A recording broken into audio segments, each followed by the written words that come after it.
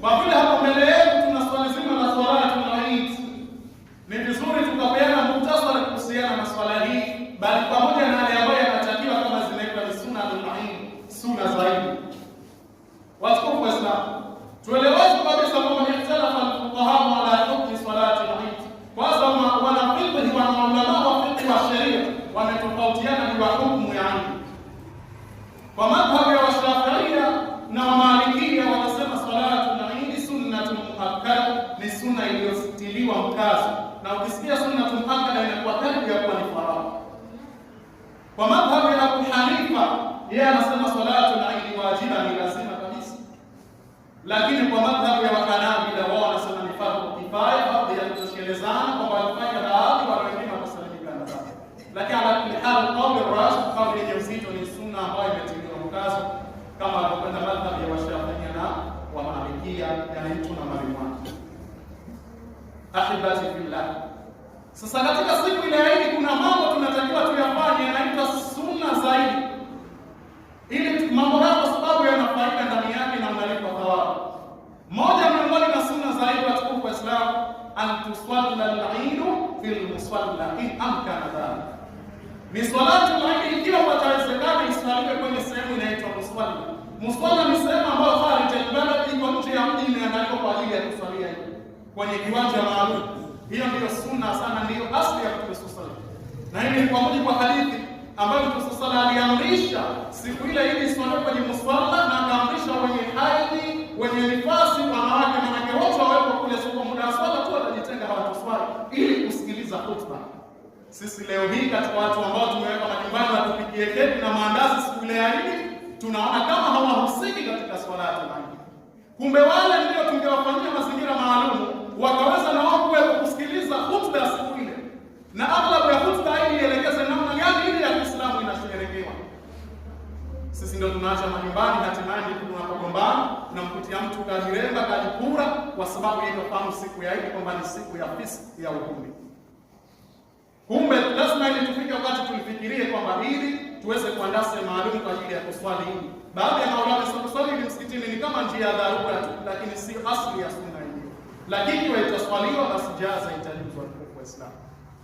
Lakini lazima ili tulifikirie watu muhimu kupatikana katika siku ile ni wanawake, wapewe speech, khutba maalum juu ya namna gani ya Kiislamu na sherekewa.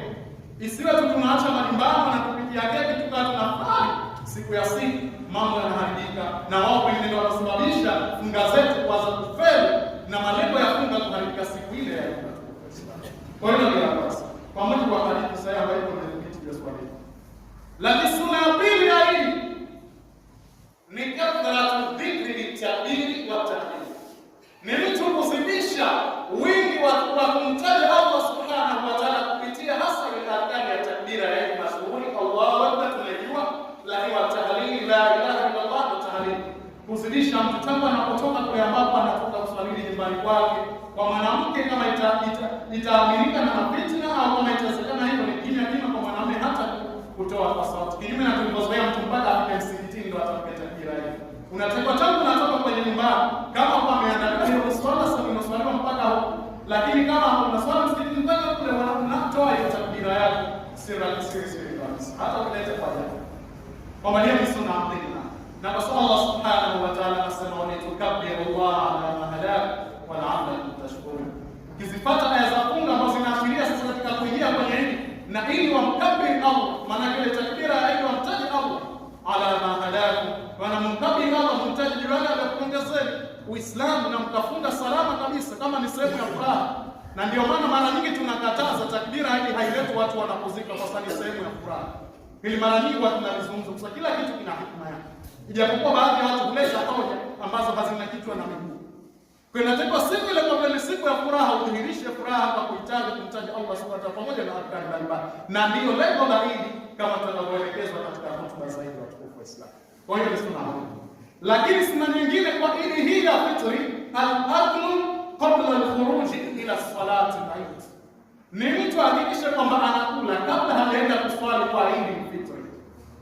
Hii ni kwa maana kwa Eid al-Adha ile ile ya kuchinja, ile ni sunna kwamba uende mpaka urudi pengine ndio ule ilikuwa hadithi imethibiti juu hilo, lakini kwa Eid al-Fitr kwa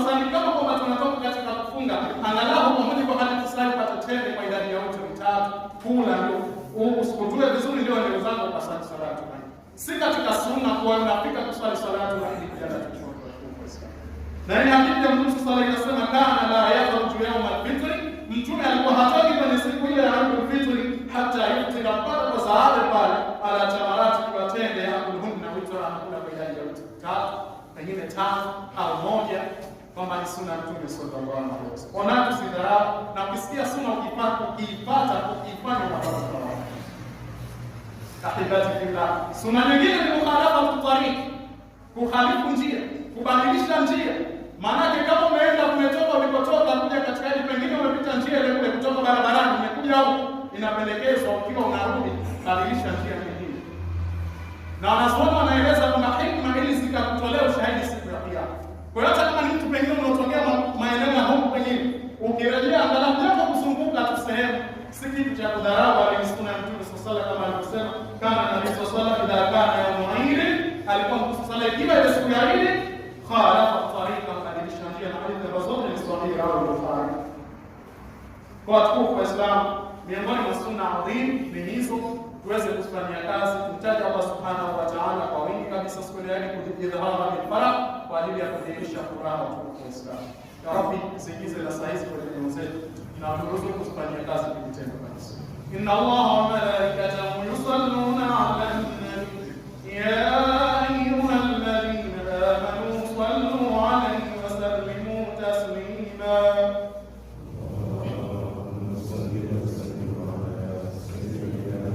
Allahumma salli wa sallim wa barik 'alayhi wa Allahumma 'an Abi Bakr as-Siddiq at-Taqi wa 'Umar al-Faruq an-Naqi wa 'Uthman ذي-النورين السليم وعلي الرفيع الرحيم وعن ستة الباقين. اللهم اصلح ولاة المسلمين في كل مكان ووفقهم إلى العدل وجنبهم الجور والظلم والفسوق والعصيان ما ظهر منها وما بطن من بلدنا هذا خاصة ومن بلدان المسلمين مع القرى عامة، إنك على كل شيء قدير. اللهم اصلح ولاة المسلمين، اللهم اغفر للمؤمنين والمؤمنات والمسلمين والمسلمات والأحياء منهم والأموات برحمتك.